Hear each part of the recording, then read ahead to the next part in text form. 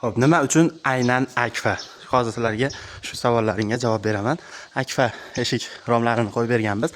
Bu tomonida shu arzon eshik romlardan qo'yishgan ekan. Sizlarga hozir tezda farqini aytib o'taman. Kuzatishda davom etib tursalaring. Xo'p, Akfa profili kraskasi nima bo'ladi? Yaxshi bo'ladi, sifatli bo'ladi. Rangi o'zgarmaydi yoki bir murab ketmaydi. Uzoq yil xizmat qiladi, 25 yil kraskasini o'ziga garantiya beriladi. Bizga zakaz bersalaring biz bunaqa luks ruchkadan qo'yib beramiz. Zamoylari ham zo'ridan bo'ladi, ancha-munchaga buzilmaydi, yaxshisidan bo'ladi.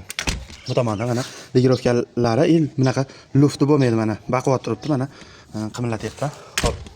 Keyin o'zimiz o'rnatib beramiz, ekpalojni. Keyin razmeriga shunaqa plotniy tushadi. Razmeriga plotniy tushadi. Mana tepalari ham shunaqa plotniy tushgan.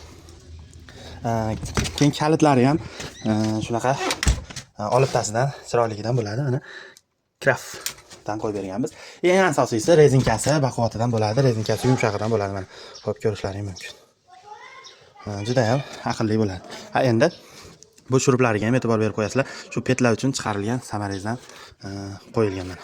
Endi u eshikda farqini ko'rsataman sizlarga. Razmeri sizni xohlagan razmer bo'la olmaydi. Tagi shunaqa profil rangi oq ko'ryapsizlar, buni rangi mana boshqacha bo'ladi. Keyin bunaqa Akfa emas, boshqa profil bo'ladi. Ruchkasiga ham e'tibor bersalaring, mana sharaqlab yotibdi. Ruchkasi ham mana qimirlayapti, ko'rishlaring mumkin. Mana. Xo'p.